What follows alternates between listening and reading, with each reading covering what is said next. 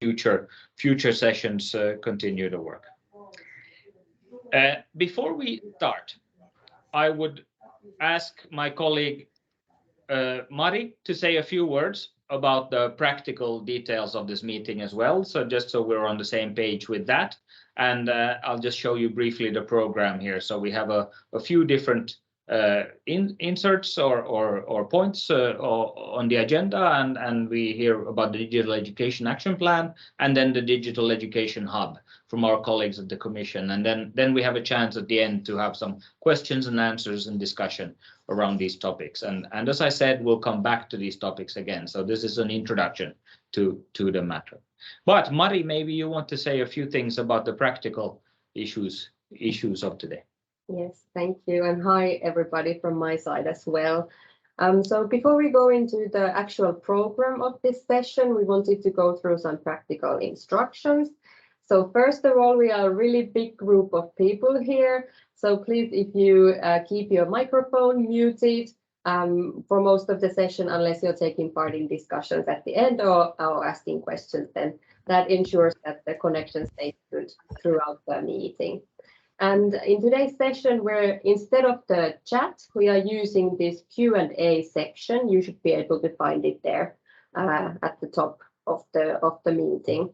And in the Q&A section, you can choose to either ask a question or start a conversation. You should be able to find these options from the drop-down menu in the Q&A section. So please use that throughout the meeting, and we will check the questions then at the end of the session. And at the end of the webinar or the session, we will have a little bit of time for the questions, and at that point you can also ask for the floor by raising your hand, and you can also ask questions then with your camera and microphone on. And we are recording this webinar, and we will publish the recording and all the presentations then after the meeting on our website. So you will get information about that then after today's session. So I think that's it in short, and I will give the floor back to Mika now.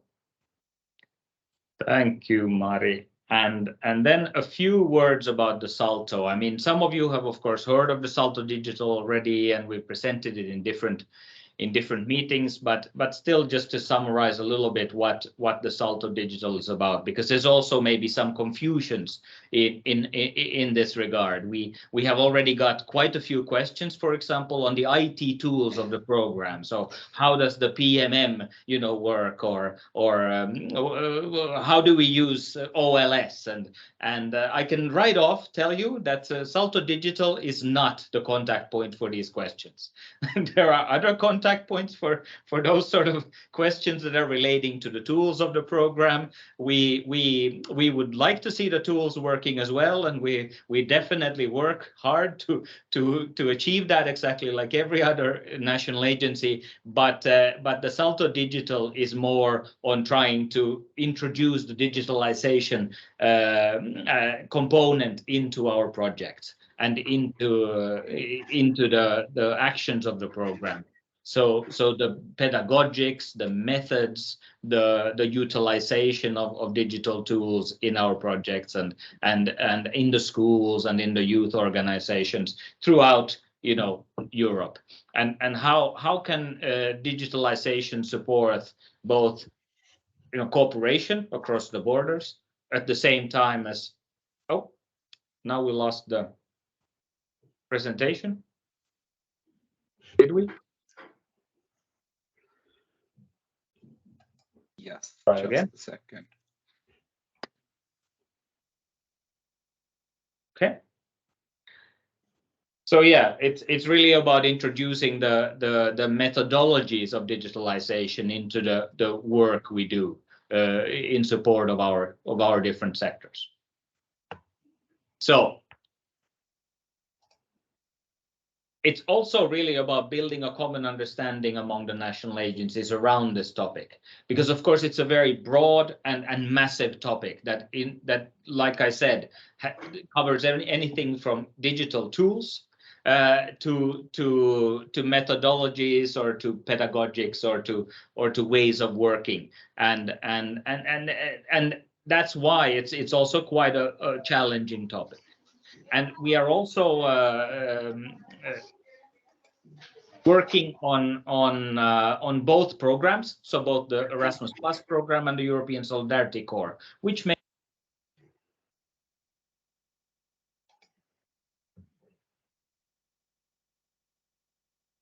Mika, unfortunately, we can't hear you at the moment. I think you muted yourself. Okay. Can you hear me now? All good. Yes. Cheers. Yeah, it's not. I don't have the control over the microphone, so that's the. Anyways, yeah. So we're also working on both the programs, Erasmus Plus and European Solidarity Corps, which makes the task quite large. And you know, it's a broad, of course, spectrum also of actors then that are involved. And it's a small team. We are initially hiring 3 people to work at the SALTO, possibly 4 or 5 even in the future, but still it will stay, like most of the SALTOs, a very small team that will be a kind of an engine, we hope, to help you push further the digitalization agenda. But of course, we're mainly a support function for the national agencies. That is first and foremost the most important task. Secondly, of course, we will try to work as well with the beneficiaries to some degree. This is important to get the contact also to the field. But we cannot do that, of course, in all the countries, in all the sectors for 2 different programs on a very large scale. So we have to have very focused activities when we're talking about targeting the beneficiaries.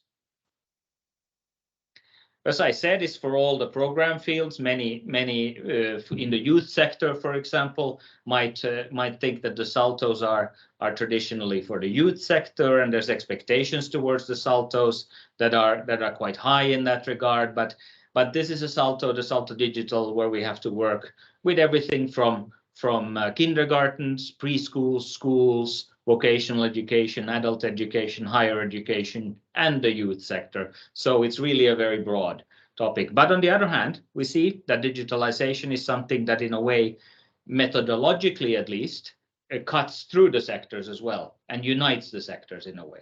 So we can find many of the topics and themes being very similar on all the levels. So it's also a possibility, really, to find unity and find a kind of common thread.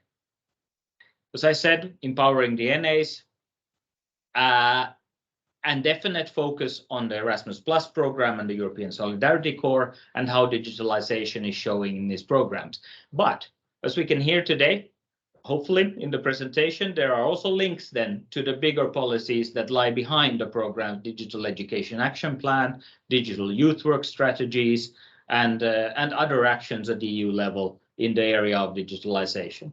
And these we again see as opportunities as well, because there's a lot of actions taking place, and there's a lot of great initiatives that are launched at the EU level, and some of them could be better utilized in the programs as well, quite clearly. So that's one of the aims. We definitely will work on mapping the funded projects. There's not a very good picture at the moment of what kind of digitalization projects there are funded, what are these projects doing. We will also try to bring in a future focus there. So what should the projects look like in the future to best push the agenda forward? We will definitely work on networking and capacity building. You being, many of you, probably your digital contact points in the national agencies, bringing you together will be one of our big aims. We'll try to do this online, of course, but also face to face at some point in the future. And then, of course, linking the work we do at the NAs with the for example, the digital education hub that we hear about today, but also the work of the SALTO Digital with the other SALTOs that are working on other themes. The obvious links are, of course, for example, to the green SALTO, to the inclusion SALTO. I mean, these are agendas that interlink, where digitalization can be seen as an opportunity and as a possibility. So this is very briefly what the SALTO is about, and I think I end my presentation right there. And then, oh, I can't somehow stop the sharing now. Maybe somebody else can stop the sharing for me. No, there. Okay, now I found it. So that's really what I wanted to say in the beginning here and to start off with. And now, without further ado, I would like to invite Kristalla, which I see in the picture already, looking a bit worried, but I hope you're okay over there from the Commission, to speak to us about the Digital Education Action Plan and briefly sort of highlight how it is relevant to the work of the national agencies, which is really the question we asked Kristalla, and she was a bit worried about, even because it's a big topic and it's quite difficult maybe to highlight the links to our work from it. But this is what we start here today anyways, and we continue in other sessions later on. I'm sure we don't get answers to all the questions today, but to some. So Kristalla, go right ahead. Okay, thank you very much. Good afternoon to everyone.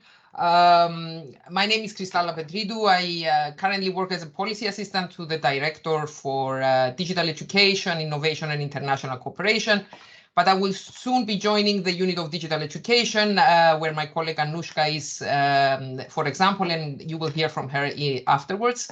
But most importantly, and I'm particularly happy to be presenting today, because I have worked side by side with some of you in the past, as I was an action manager for Erasmus Plus before my current post. Okay, so given the time is really limited today to actually fully cover the Digital Education Action Plan and discuss in depth its link with Erasmus Plus and allow time for my colleague Sigrid to cover the European Solidarity Corps, I have chosen to quickly give you an overview of the context, objectives and actions of the Digital Education Action Plan, and focus a bit more on what is the state of play of some of the actions 2 years after its launch. Then I will finish with some deliverables that are coming up in the next months. The reference to Erasmus Plus will be done throughout these explanations, and with a bit of a more dedicated way towards the end. If I sound as if I'm rushing, it's because I am, because I only have 15 minutes. I'm very aware of that, but I am looking forward to the Q&A part of the session and our exchanges later on. Let's start with the context, and to present that, as we all know, the pandemic saw digital technology being used at an unprecedented scale in education and training. We witnessed a large-scale shift to distance and online learning during the COVID pandemic. And of course, this mass use of technology for learning revealed many opportunities for learners and educators, but at the same time, we had significant challenges, for example, that concerned mostly quality of education and equity. And therefore, September 2020 saw the adoption of both the Digital Education Action Plan 2021-2027, but also the Commission communication on the European education area. This was also followed in February 2021 by the Council resolution on the new strategic framework towards the European education area and beyond. And indeed, this framework confirmed digital transition in and through education as one of the priority areas. It also explicitly indicated a digital skills target of less than 15% of low achieving 8th graders in computer and information literacy by 2030. Also, last year, a strategy for Europe Fit for the Digital Age was launched with a focus on technology that works for people. And this was followed by a commitment to spend 20% of the next generation EU budget on connectivity, skills, and digital public services, as well as people-centric artificial intelligence as one of the major technology priorities. Now, we also know from our statistics that European citizens do not have, 42% of them actually do not have basic digital skills. 37% of people in the labor force of different professions, from farmers to bank employees, etc., they also lack sufficient digital skills, despite the fact that there is an increasing need for such skills in their jobs. In addition, Europe lacks skilled ICT specialists. So we're looking at the advanced skills there to fill in the growing number of job vacancies in all sectors of the economy. So the response of the Commission was to present the vision for the digital transformation by 2030 in a digital decade proposal in concrete terms, again, including 2 specific targets on digital skills, at least 80% of all adults to master basic digital skills, and 20 million of ICT specialists to be employed in the EU by 2030. And in addition to this, we want also more women taking up these jobs. Zooming in on the Digital Education Action Plan, which is a key enabler of the European education area and the New Skills Agenda. It covers the programming period, as the name says, from 2021 to 2027 to align it with the MFF cycle and the programming cycle, and sets out 2 strategic priorities and 14 corresponding actions where the EU can bring added value. I will refer to this in a minute.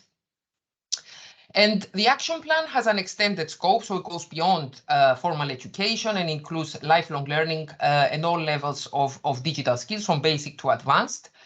That is why a lot of its actions actually address multiple levels of education. And lastly, it benefits from various European funding programs and smart specialization strategies. And one of these programs, of course, is Erasmus+, but it's not the only one. So the 2 strategic priorities of Erasmus, Digital Education Action Plan, is fostering the development of high-performing digital education ecosystem, enhancing digital skills and competences for the digital transformation.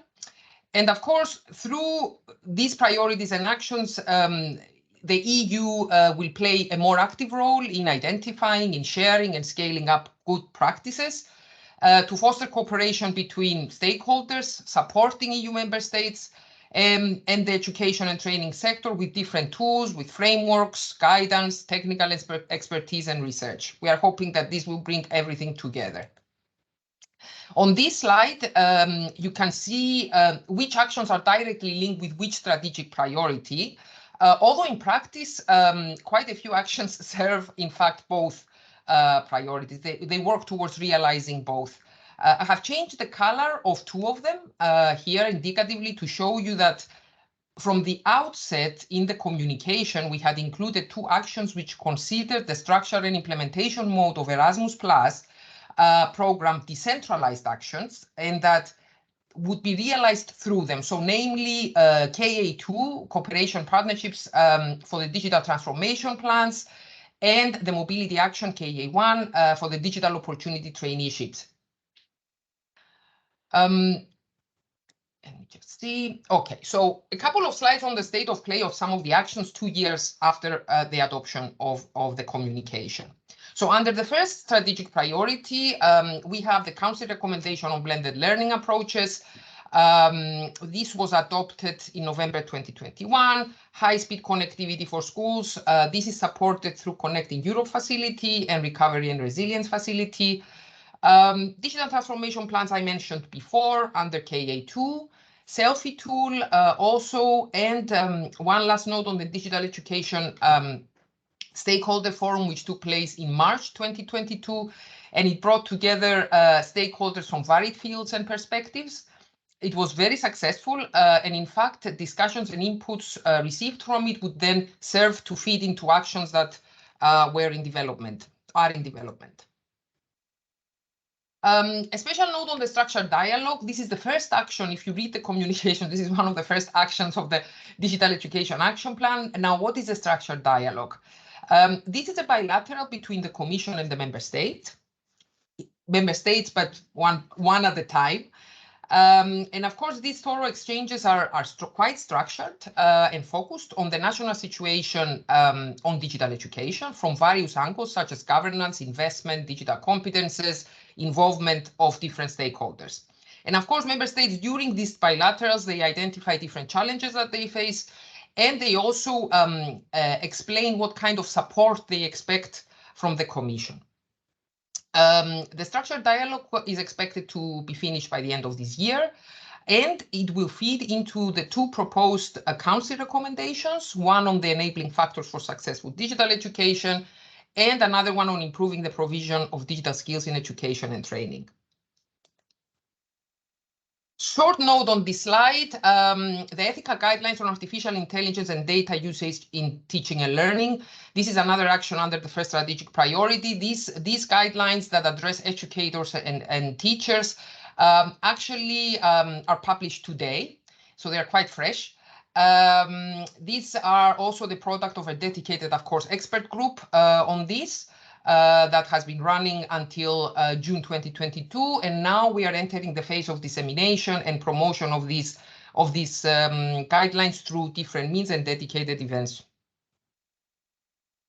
Moving on to the second strategic priority, we have had the update of the digital competences framework back in March 2022. The digital opportunity traineeship scheme, most of you already know it. Now it has been, of course, scaled up to have also vet learners included and staff, educational staff from all fields of education, so higher education, vet school, and adult as well. Again, KA2 is one of those actions or tools, if you like, where we use it to serve both strategic priorities.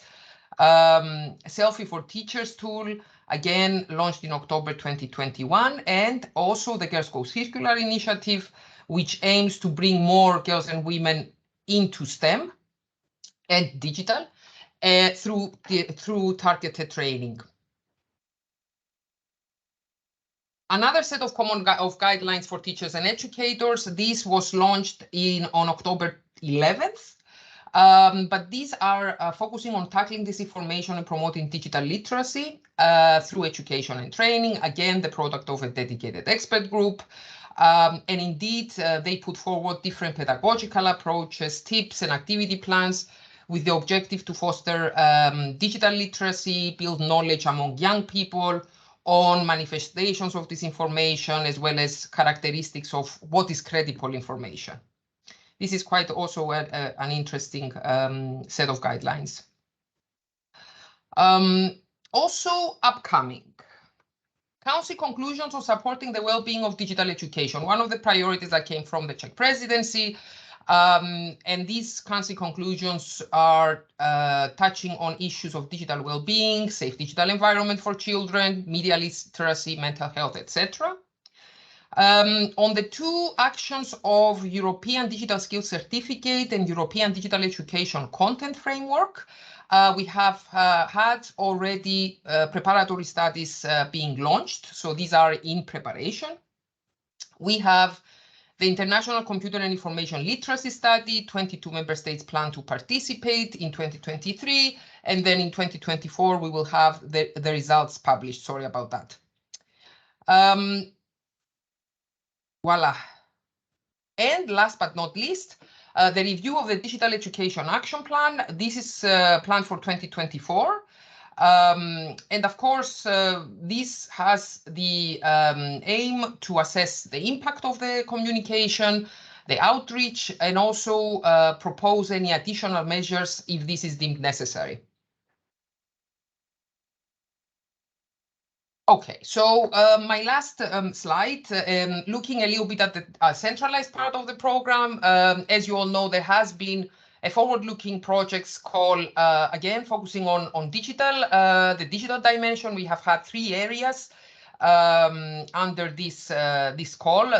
Lot 1 of the forward-looking projects had a bit more of 27 million allocated to it. This would be shared between digital and green.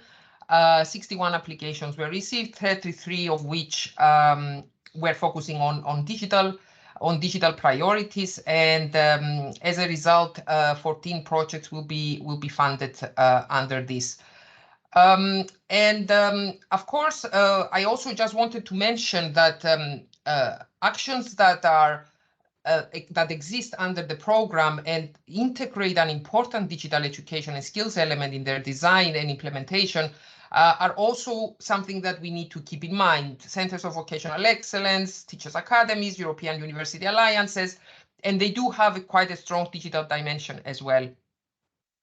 And of course, a couple of words on the digital Salto, which for us, it really has the role of bringing things together. So not only, of course, guiding you, the national agencies, in implementing the digital dimension of Erasmus+, but also empowering you. Again, I'm using the word that Mika used before, to do this, to do an analysis and bring knowledge into policy. So ultimately, it's also a bit about closing the feedback loop that we have for so long been talking about. I remember from my days also in the program. So to not only have the policy giving direction and to the program, but also from the program, we want to have the program feeding into policy. So in a sense, to increase our knowledge of how things work on the ground. And the digital Salto was indeed a part of our vision from our very first reflections on how the program could support the implementation of the new digital education action plan as such, but of course, in fact, go beyond and increase the impact of its actions. So we are very happy that it has now taken flesh and bones, and we are looking forward to the exciting times ahead. And now I will pass the floor to my colleague Sigrid for the European Solidarity Core part and its link to the digital dimension. Thank you. Yeah, thank you, Crystal. And I was just going to say the same, that we, even if this session wasn't really about the youth policies, we had a chance still to get Sigrid Smith-Tonneson on board and with a brief also view into that, and then we'll get back to it in another session still and go more into detail in the youth field as well. So, but Sigrid, please take the floor.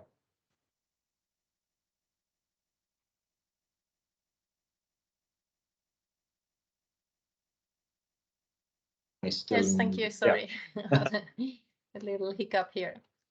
First of all, thank you very much for inviting me to take part in this session. So my name is Sigrid Smith-Tonneson, and I work in the youth unit in DG EAC, and I follow various aspects of Erasmus Plus Youth and the Solidarity Core. And as Kristalla just explained, the political guidelines of the European Commission underline the need for Europe to lead the digital transition. And the Digital Education Action Plan encourages action at all levels to contribute to the digital transformation through all forms of learning. This includes, of course, the youth chapter of Erasmus Plus and the European Solidarity Core.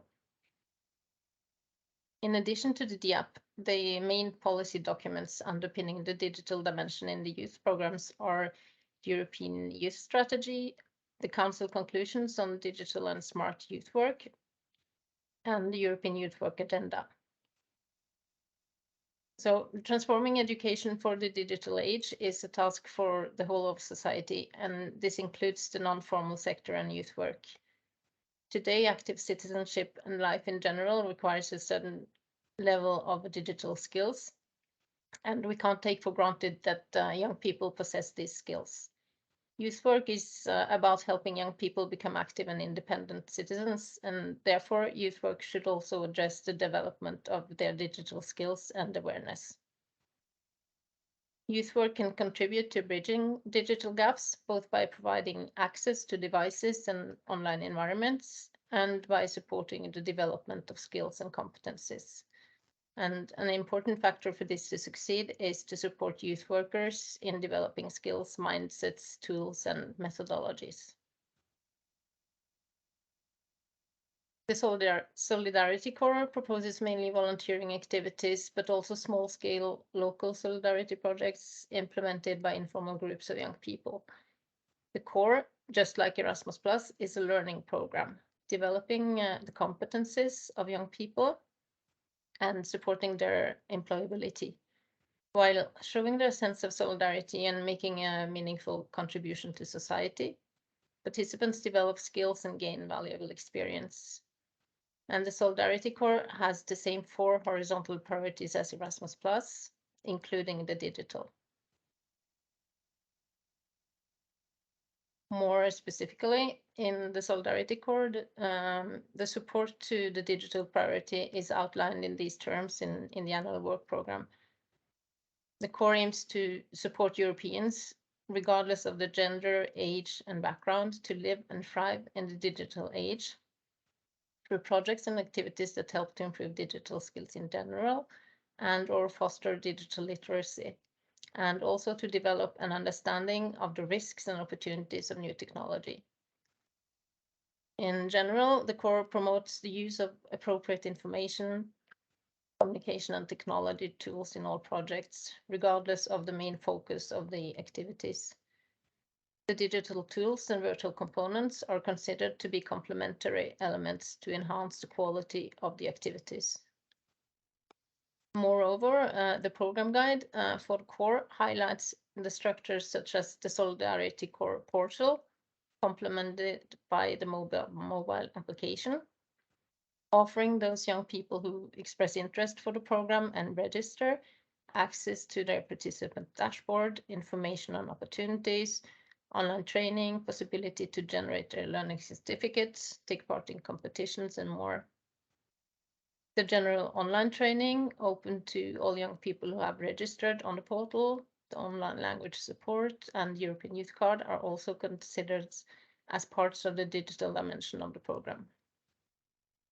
So to round off this very short overview, I wanted to share that I attended the first staff training on digital transformation for colleagues in the youth sector last week, along with Mika and Mari from NA Finland and New SALTO. And really, this training provided ample opportunity to explore various aspects of the digital dimensions for the sector. And it was an important first step towards creating a common ground for the priority. And I know, and I'm glad that our Finnish colleagues returned from the training with many ideas and requests from our sectors to support the implementation of the priority in the youth field, and also a better understanding of the challenges. So me as well, I'm very much looking forward to following the work of the new SALTO and see how it works out as you get started. Thank you very much. Thank you, Sigrid, and thank you, Kristalla, once more for these brief overviews. And I think they gave already all of us many ideas as well on topics that we need to get back to. I mean, definitely the topic of digital competencies and the frameworks built at the EU level, DigiComp and everything related to that. That's something that cuts through the sectors. It's a topic that we definitely want to return to. The new literacy skills with this information and promoting digital literacy. It's a topic that's very crucial for I think also our beneficiaries, something that all beneficiaries really also want to work on. The possibilities that the selfie tools provide in assessing your own skills or your own organization's possibilities to digitalize. I mean, that's an unexplored area as well for the Erasmus Plus program to a large degree. I know there are some interesting projects around it, but not so many.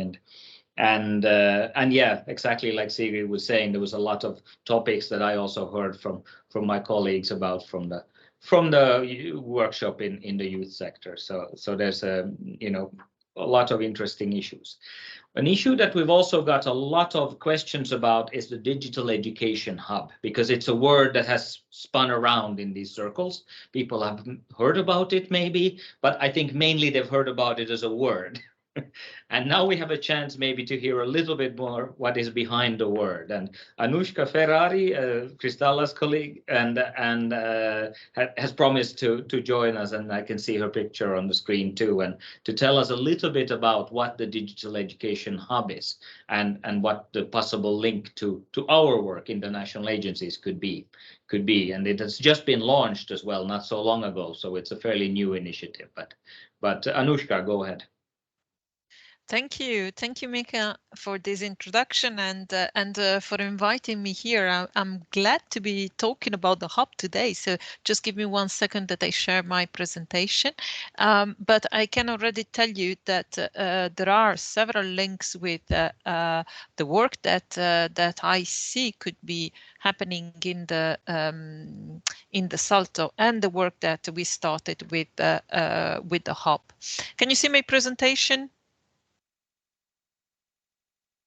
Yes. Fantastic. Yes. All right. Okay, that's fantastic. Okay, thanks. So basically, I will simply give you an overview of what the hub is, and I'll start with providing you the context. I think that Cristalla already provided the context in which we created the first digital, the digital education action plan. So we had the first plan that came out in 2018 with the political guidelines shared in July 2019. It was announced by von der Leyen that she wanted to have an update of the action plan, and there we went. So I'm underlining this for the hub as well, because I think it's important to understand the hub, to understand where it comes from. So we had an open public consultation when we were preparing for the action plan that Cristalla just presented, that received many contributions from organizations, from citizens, many position papers, and quite some strong opinion on the fact that COVID-19 pandemic made a turning point on how technology was used in education and training in particular. Among the different position papers that we received, there was basically an idea to develop what was called in a different way, but what we transformed into the Digital Education Hub. So there was an understanding that there is a need to work together. We see that many organizations, regardless of the sector they're working in, regardless of the focus of the organization, when it comes to digital transformation, they have similar needs, similar challenges, and they see opportunities in a similar way. So that's why we came about and developed the concept of the Digital Education Hub, which is far and foremost a community, so a community of practice, if you want. So it's basically an online space that is for individuals or organizations that come together with a purpose, and there are different activities that are offered within this online space and within this community. Now, at the top there, you see our mission statement, and I'm going just to put it clearly there. What's the mission statement of the hub? It to offer an open, inclusive, supportive, and practice-oriented community. So basically, at the core of it are some values that refer to inclusion, openness, and the idea of mutual support. So the idea is really to learn from each other. And this is open to all stakeholders that have an interest or are working on digital education. When we talk about digital education, we talk about digital education and training, digital education and skills, but we also talk about all these initiatives that, as my colleague Sigrid was saying before, refer to the youth sector or refer to sectors that are beyond formal education, let's say. So it covers a diversity of experiences and expertise. So the core there is on collaboration, mutual learning and exchange that you see here in our mission statement. So what is offered in the hub? So it's a collaborative community of practice, I said. There is a principle on knowledge sharing and mapping and accelerating innovation in digital education. So basically, these are the three lines of work we're focusing on.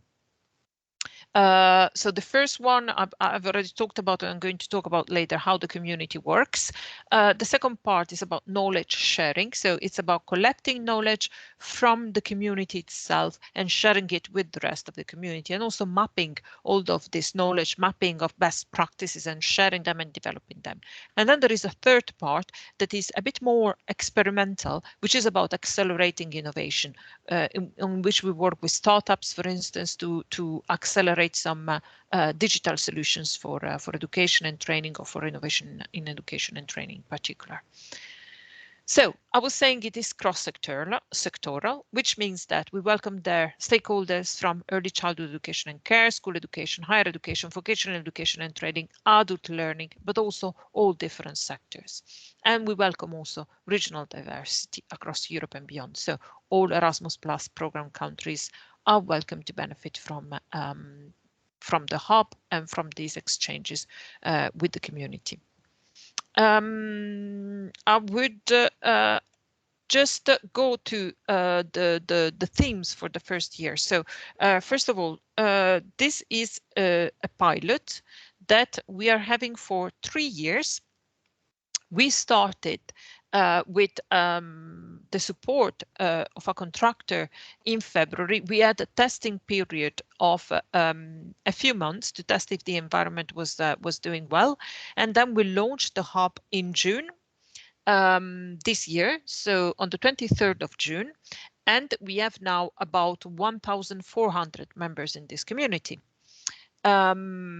Which is a good number, taking into account that we had the summer over. The community decides on the topics to be tackled. The first topics were a bit, decided by us together with the consortium, just to kick the work of the community. So for year one, so as I said before, we have 3 years. We have 3 thematic areas we're working on.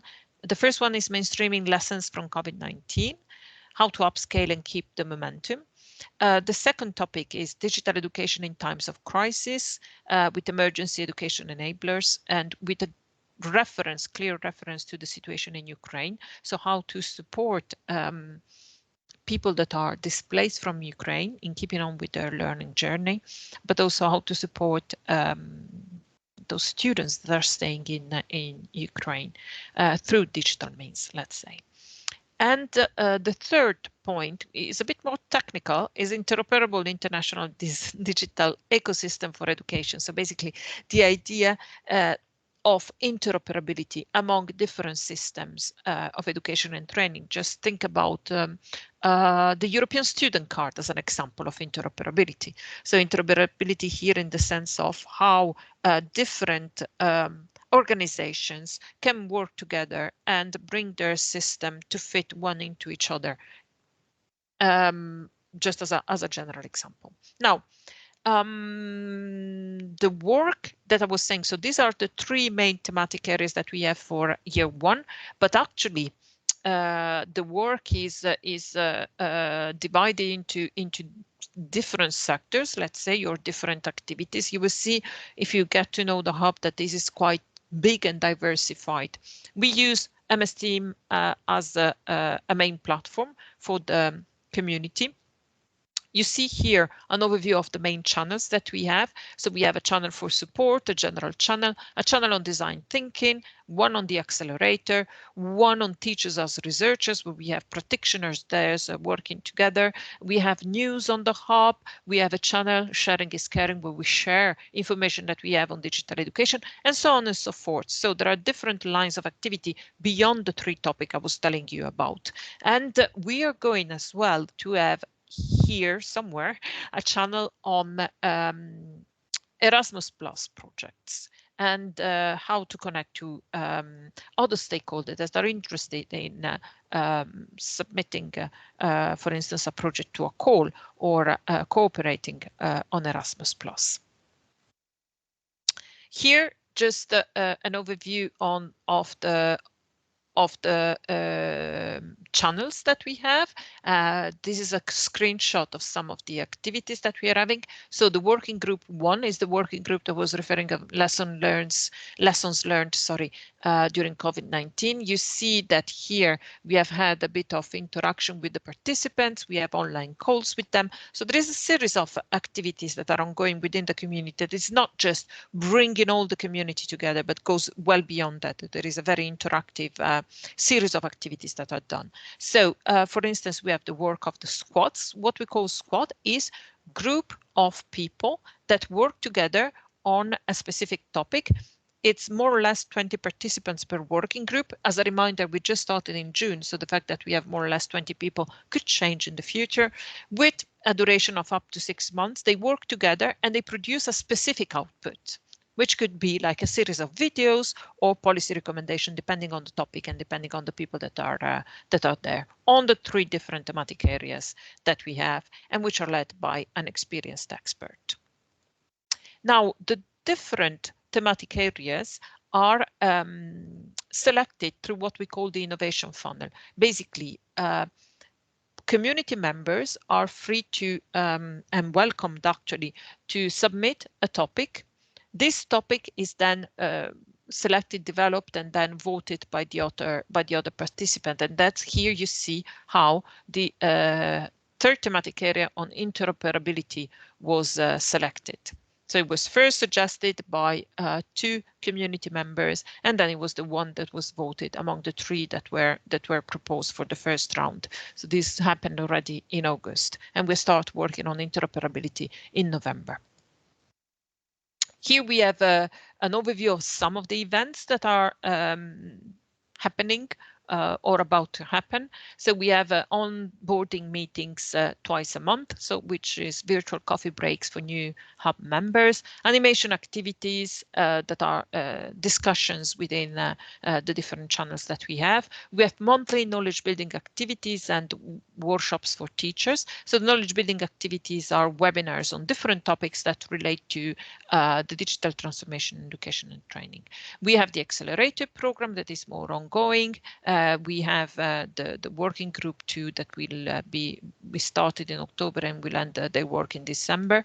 This is about digital education in emergency situation, community workshop where we meet face to face, peer learning mentoring activities, design thinking workshop. We will have this new working group starting in November, as I was saying, and another community workshop foreseen in Berlin in November. There is an aspect I want to also underline. The hub is not just about the community, as I was saying, and the interaction within the community, but also the gathering and curating of information and data. And here what I wish to underline is the curation. This is the backbone of the hub. So the aspect of gathering this data in a different way. So it's not just about sharing information that we all know about. We don't want to create an echo chamber. We want to create content and curate content that is relevant for the community, is properly disseminated, and it brings added value. And within this, what we have is a series of short paper that are looking at cutting edge issues on innovation in digital education. So this is a sort of brokering from the research. We look at the research and we bring it down in a language that is clear and understandable by all stakeholders, let's say. We have monthly research articles, again, with this idea of reflecting on relevant aspects. So the aspect of reflection is very relevant for this, for the curation of content. And then we share as well best practices on digital education. Here you have a list of hub activity just for you to have a look at. And here I leave you with a link if you wish to register and join the hub. Just a last word before I say thank you. And I'm going to get out of the presentation here and just show you that apart from Microsoft Teams, we also have a page on the European Education Area portal where you can join the community, but where you can also find more information and news on the Digital Education Hub and all the activities. And this is because we would like to share this information not only within the group of the hub, but we started sharing it already with the external community, so with the public that is there. We're going to have more articles and content produced soon. And the link with the work of the SALTO is very, very clear. If you want to bring the program to the stakeholders, we also wish the stakeholders to be together and work together on the main challenges and aspects of digital education, and we want to have a shared reflection with all of them. So that's how I think the hub and the SALTO can be complementary in this work to bring together more closely the program and the policy. And I think that's all from my side, and thank you for your time.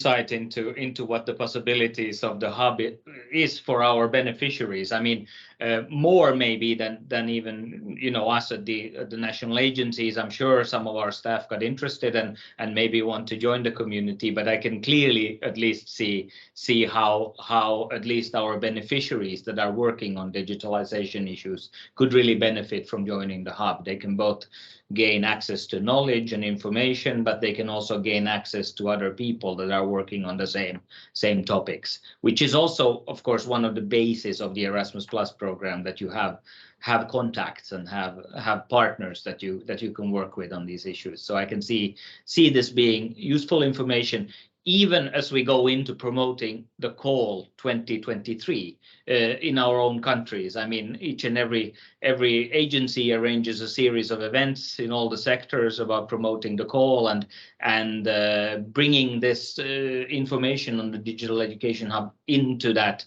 package that we deliver to our beneficiaries could be really useful, because I think the ones that are working on this topic could be quite interested in joining.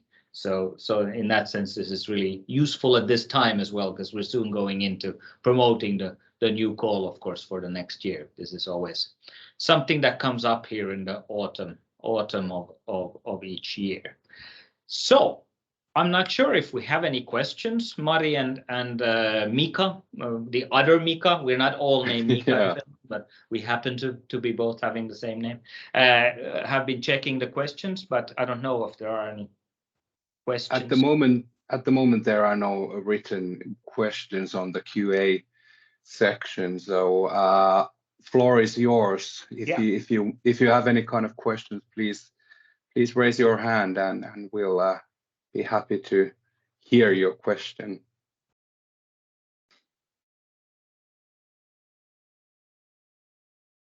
I wonder if there's anything. I mean, if nothing else, one of the questions maybe that I would have to both Kristalla and Anushka and Sigrid is going into this, promoting the call 2023.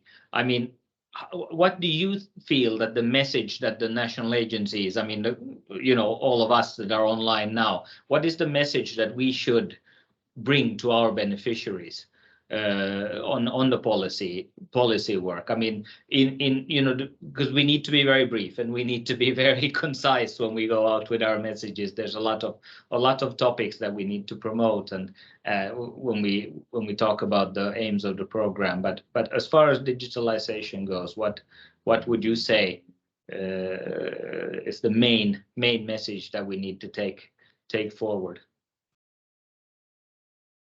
Anybody of you can go.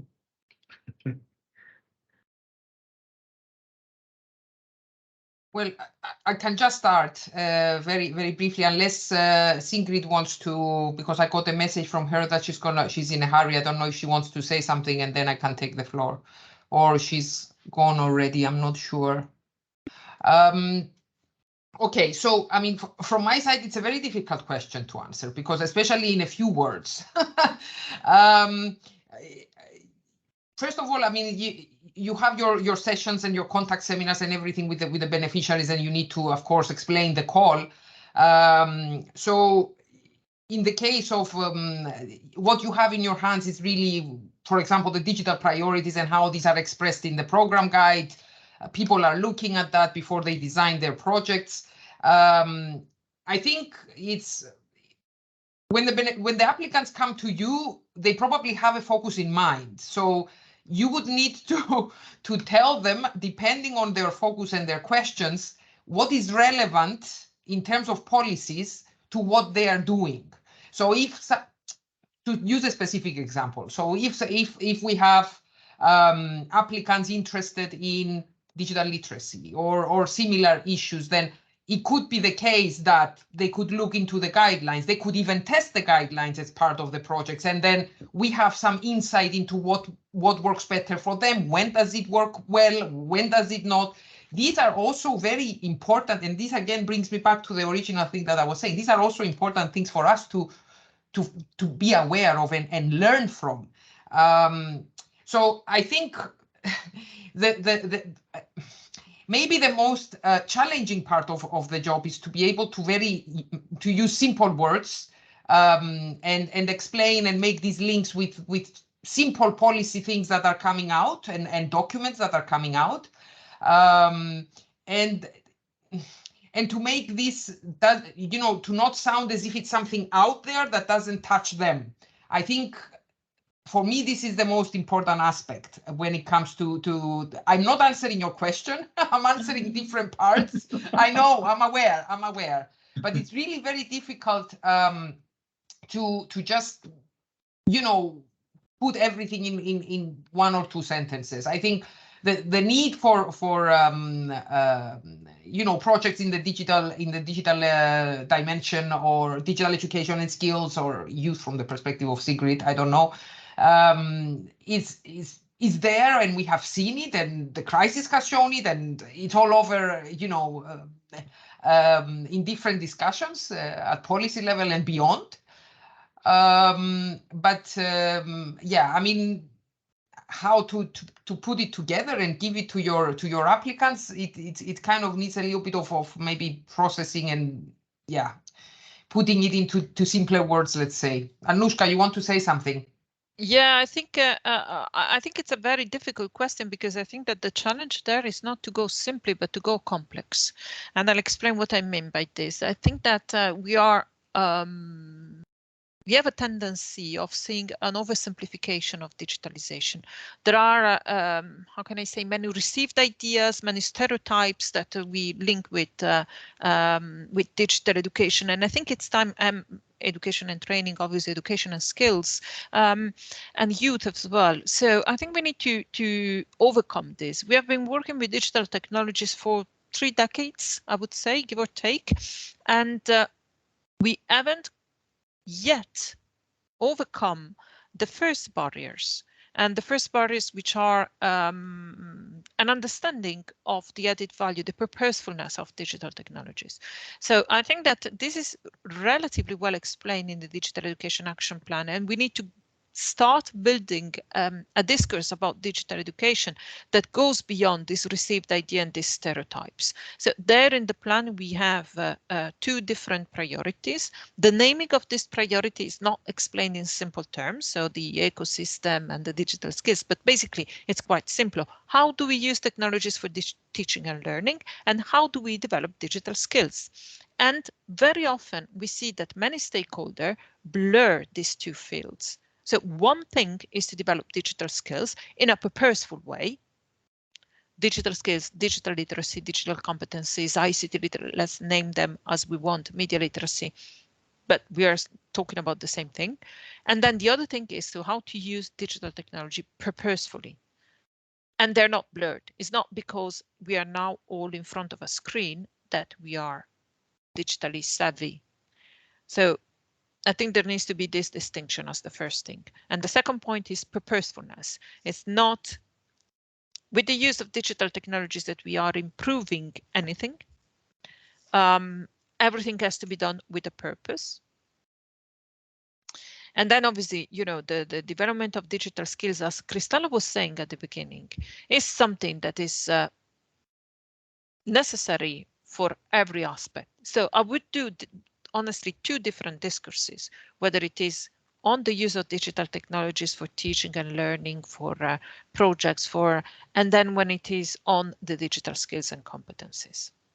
Yeah, thank you. These are good tips going ahead, I think, for our colleagues, because I mean, I feel that also many times the projects that we see in the digital arena are not, maybe they're not built up as laboratories enough. They're not exploring, I mean, the possibilities enough, and they're not linking enough the activities and the content with the methods or with the tools. They are either or like you said, they're blurring everything together in a very unfocused way. So I mean, we have work to do here when we work with our beneficiaries on this, and to try to focus it on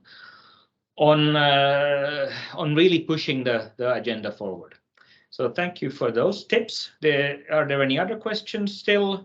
We are slowly also moving into overtime, so we can definitely do that. There's no problem as far as us goes. I think Anushka and Cristalla might need to go on to the next meetings or the next activities soon, but we can definitely stay online if there's still some questions. At the moment, there are no questions. Okay, yeah. Well, we'll develop on that. Maybe next time we meet, we'll try to have a next session probably within a while here, and then go into one or the other of the topics that we've mentioned today as well, and definitely also then a specific session on the youth agenda and the youth policies linked to digitalization. There's also been these long-term activities, these snacks that have worked quite well in the youth sector, and developing policies and manuals, and so we might have a look at that work as well when we meet again. But before Christmas, we'll try to have a few different sessions, and we'll come back to some of the topics that we've mentioned today, definitely. So if nothing else, I thank everybody for taking the time to join us today, and we'll continue the digital dialogues in the next sessions. So thank you everyone. Thank you. Have a good Thanks a million. rest of the day Bye. and good evening for.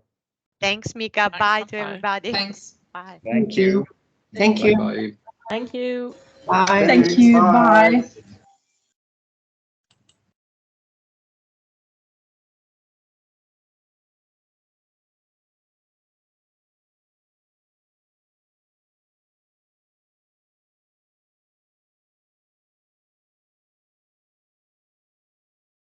Tiedä mitä meillä oli sekaannusta. Mikki.